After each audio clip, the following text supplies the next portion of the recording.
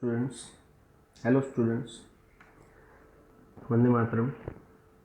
Welcome to all of you within the session number 5 of chapter number 2. Up to the last lecture, हमने megasporangium या तो ovule क्या है, pistil क्या है, एम्ब्रियोसाइट क्या है, वो आउटलाइन ब्रीफली थोड़ा सा डिस्कशन किया था. आज का टॉपिक है हमारा मेगास्पोरोजेनेसिस. डेफिनेशन क्या दे सकते हैं? Formation of mega spore. जैसे मेल गेमेट्स के लिए हमने माइक्रोस्पोर नाम दिया था, यहाँ पे हम लोग क्या नाम देंगे? Megaspore. So process for the formation of megaspore from the megaspore mother cell. Listen, इसके लिए भी नाम दे सकते हैं MMC, जो अगेन आपको मैं बता देता हूँ डिप्लॉयड होगा बिकॉज उसके पास double set of chromosomes available होंगे. So process for the formation of megaspore from megaspore mother cell is called as a megasporogenesis. अब लास्ट लेक्चर में हमने डिस्कस किया था ओव्यूल. ओव्यूल जनरली डिफरेंशिएट होता है किसमें? Single megaspore mother cell.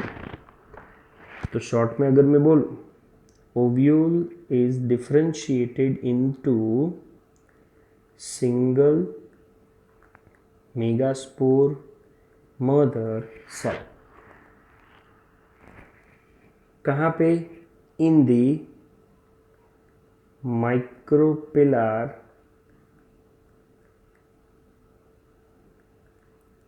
region of nucellus. Nucellus के micropylar region के पास ओव्यूल का कन्वर्जन, ओव्यूल का differentiation single megaspore mother cell में हो जाता है. अब आपको मैं वो डायग्राम एक बार फिर से दिखा देता हूँ.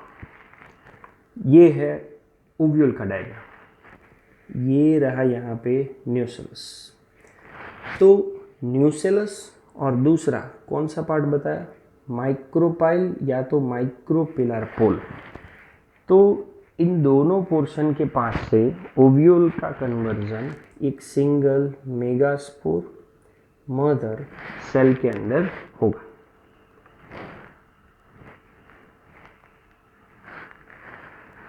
ओके, मेगास्पोर मदर सेल है क्या? It is a large cell which contains dense cytoplasm. मतलब साइटोप्लाज्म जो होगा वो थिक होगा.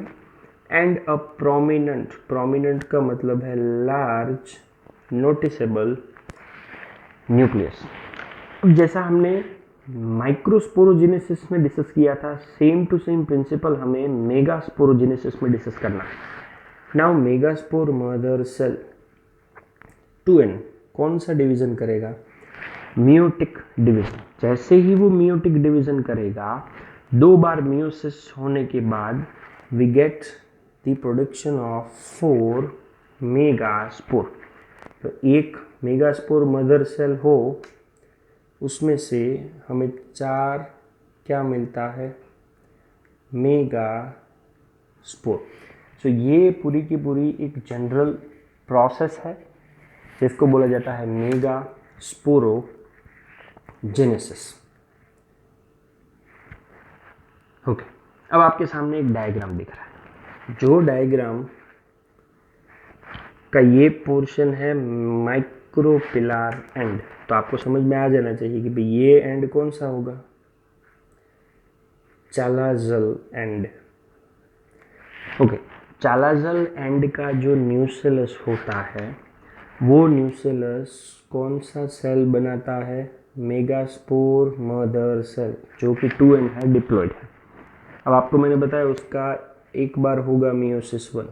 मियोसिस 1 में तो आपको पता है chromosome number become half. Chromosome के नंबर तो आधे हो जाएंगे. तो मेगास्पोर मदर सेल 2n था और एक ही था. अब आपको मेगास्पोर डाइड दिखेंगे। डाइड मतलब कितने सेल होंगे? सेल 2 होंगे, पर दोनों के अंदर क्रोमोसोम के जो नंबर ऑफ सेट्स थे वो एक एक ही रहेंगे। तो ये रहा फर्स्ट और ये रहा सेकेंड। अगेन मियोसिस 2 आप करो तो 2 सेल्स है, उसके कितने सेल बन जाएंगे? 4। तो 1 2 3 और 4, पर चारों के अंदर क्रोमोसोम का सेट एक एक ही होगा और चारों एक दूसरे के साथ जुड़े होंगे, इसलिए उनका नाम दिया जाता है microspore टेट्राड्स। So at the end of this process we get a 4 megaspore, 4 megaspore, और वो भी हमें एक साथ ग्रुप में मिले। तो ये प्रोसेस था पूरा का पूरा मेगास्पोरोजेनेसिस। अब ये मेगास्पोरोजेनेसिस में से हमें डेवलपमेंट करना है किसका? फीमेल गेमेटोफाइट, या तो सिंपल लैंग्वेज में आप बोल सकते हो female gamete.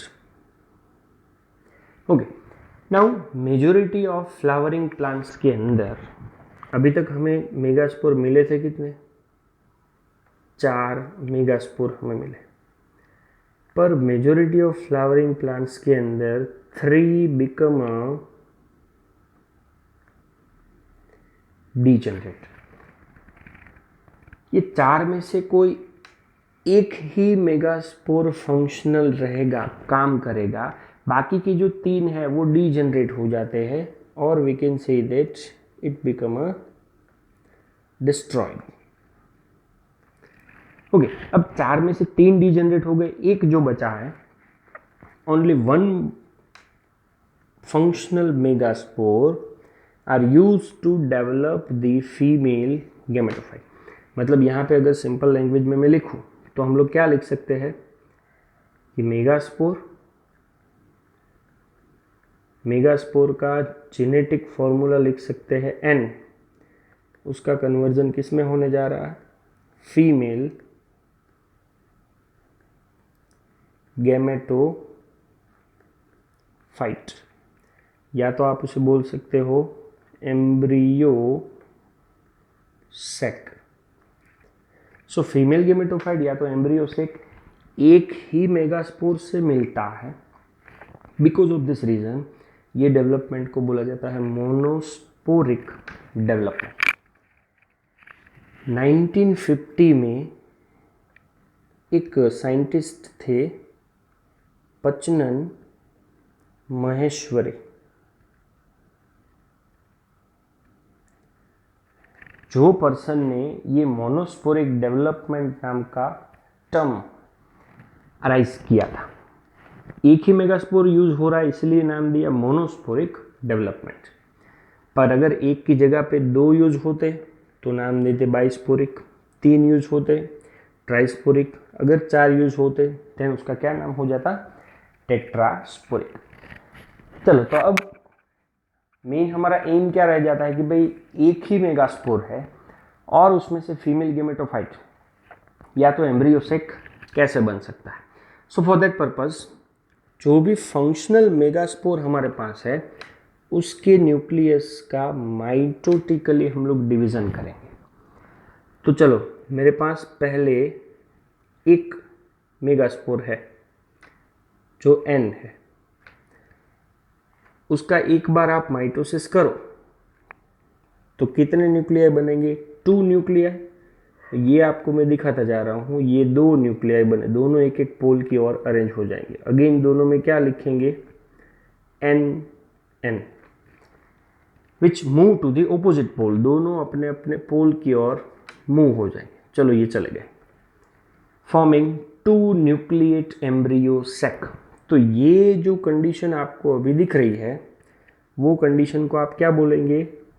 2 nucleate embryo sac, या तो आप उसे बोलेंगे फीमेल गेमेटोफाइट का 2 न्यूक्लिएट एम्ब्रियो सेक। एक बार और उसका डिवीजन करेंगे तो तो आपको पता है कितने सेल मिलेंगे, 4, जिसमें से 2 अपर पोल पे होंगे और 2 लोअर पोल पे होंगे। तो ये कंडीशन कितने न्यूक्लिएट की हो गई, 4 न्यूक्लिएट। एक बार और माइटोसिस करेंगे तो नंबर ऑफ सेल्स 4 है, उसमें से 8 बनेंगे, 8 में से 4 4 का अरेंजमेंट होगा। और ये स्टेज को साइंटिफिक लैंग्वेज में क्या बोलेंगे, 8 nucleate stage of embryo sac. तो आपको मैंने डायग्रामेटिकली दिखाया हुआ है कि भाई चलो पहले एक ये मेगास्पोर था, mitosis number 1, mitosis number 2 and mitosis number 3। So at the end of this 3 mitosis हम लोगों को 8 न्यूक्लिएट स्टेज वाली कंडीशन मिली। ओके, नाउ ये जब डिवीजन हो रहा होता है तो एक इंटरेस्टिंग बात ये होती है कि this mitotic division are strictly free nuclear. Free nuclear मतलब only nucleus is divide up to some time. कब तक, जब तक एक में से 8 सेल तीनों माइटोसिस के थ्रू नहीं बन जाते तब तक खाली न्यूक्लियस का ही डिवीजन होगा, are not followed immediately by cell wall formation. Immediately cell wall का फॉर्मेशन नहीं होगा, सेल वॉल का फॉर्मेशन होगा बट लेटर ऑन। कब होगा, so after 8 nucleate stage cell wall are laid form down, leading to the organization of typical female gametophyte और embryo sac. भाई चलो जैसे ही 8 न्यूक्लिएट स्टेज बन गया, सभी के बाहर मतलब जिनको ज़रूरत होगी उनके बाहर सेल वॉल का फॉर्मेशन होगा। और ये 8 न्यूक्लिएट का ऑर्गेनाइजेशन कर दो तो जो स्ट्रक्चर डेवलप होगा उसे बोलेंगे फीमेल गेमेटोफाइट और एम्ब्रियो सेक। सो ये सेल्स का जो डिस्ट्रीब्यूशन है वो बहुत ही इंटरेस्टिंगली ये सेल्स का उसके अंदर डिस्ट्रीब्यूशंस होगा। ओके, अब 8 न्यूक्लियाई थे, वो 8 में से 6 ऐसे होते हैं जो 6 के सराउंडिंग में किसका फॉर्मेशन होता है, सेल वॉल का, एंड वो 6 सेल के अंदर ऑर्गेनाइज्ड हो जाते हैं। तो भाई जो 8 थे उनमें से 6 के बाहर क्या बन गया, cell wall, and this are organized into the cell. बाकी के जो 2 बचे 2 न्यूक्लियाई जिनका नाम है polar nuclei are situated below the egg apparatus in the large central cell. Generally ये दोनों पोलर सेल के बाहर सेल वॉल नहीं बनेगी। तो सेल वॉल नहीं बनने के पीछे रीज़न क्या है, उन दोनों का हमें फाइनली क्या करना होता है, फ्यूज़न। पर किसका, fusion of cytoplasm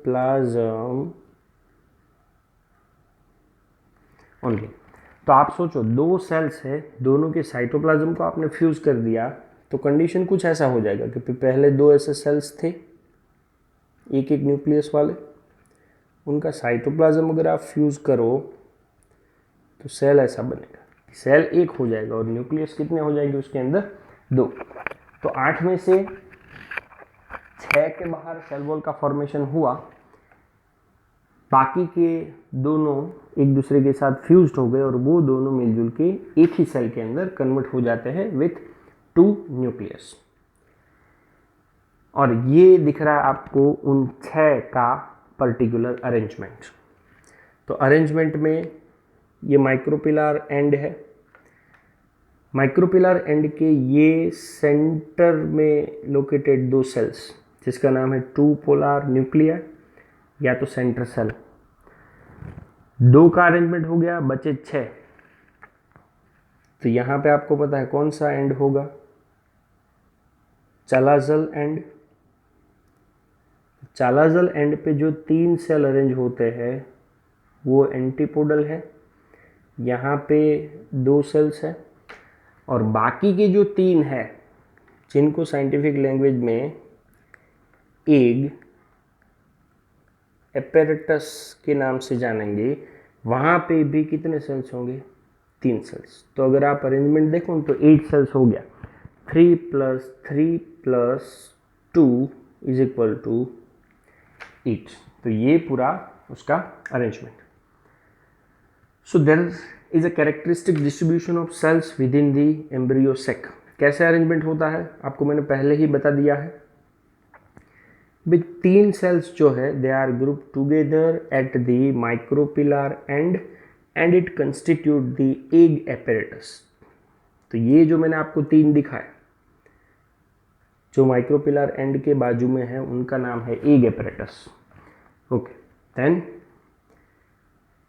egg apparatus का भी अगर आप डिवीजन करोगे तो उसके पास 2 सेल्स सिनर्जिड थे और 1 था एग सेल। अगेन डायग्राम की ओर चलते हैं। लिसन, तो ये 2 आपको दिख रहे सिनर्जिड सेल और एक जो सेंटर में है वो कौन सा होगा, एग सेल। ओके, अब एक सिनर्जिड्स के पास स्पेशलिटी होती है।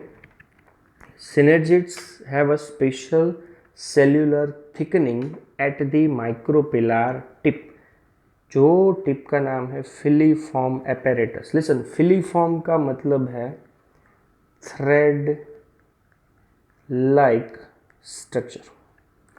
अब एक thread like structure synergid cells के पास होते हैं। उनका काम क्या है, which play an important role in guiding the pollen tube into the synergids। आपको मैंने पहले ही बताया हुआ है कि भाई अगर ऐसा कोई एक डायग्राम हो,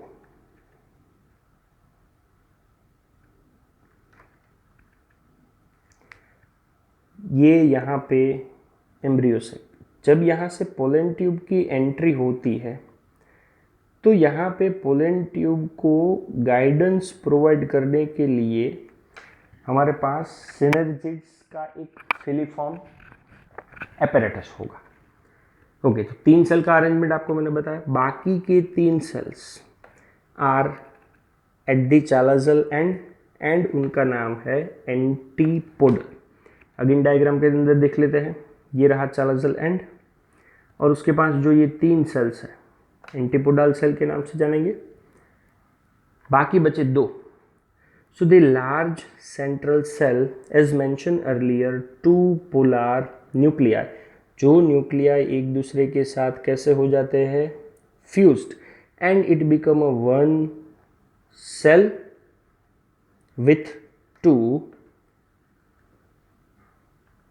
न्यूक्लियस। तो आप कंसिडर करो तो कोई भी एंजियोस्पर्म का एम्ब्रियो सेक होना, न्यूक्लियस उसके अंदर कितने होंगे, 8 होंगे और सेल उसके अंदर कितने होंगे, खाली 7। तो आप फिर से अरेंजमेंट एक बार समझ लो। 3 यहाँ पे हो गए माइक्रोपिलर एंड पे, जिसमें 2 सिनर्जिड्स, एक एग सेल हो गया। 3 हो जाएंगे चालाजल एंड पे जिनका नाम है एंटीपोडल, 6 हो गए। और मिडल में ये दोनों एक ही होते हैं, तो टोटल सेल हो गए 7। पर न्यूक्लियस अगर आप गिनोगे तो 8 हो गए, तो उसे बोला जाता है 8 न्यूक्लिएट। तो बहुत बार क्वेश्चन आप लोगों को पूछा जाता है कि भाई कोई भी एंजियोस्पर्म का जो एम्ब्रियो सेक है या तो फीमेल गेमेटोफाइट है, उसकी कंडीशन आप दिखा तो क्या है, 7 sailed and 8 nucleates. So these all are related with the megasporogenesis and female gametophyte. Thank you very much. Jai Hind.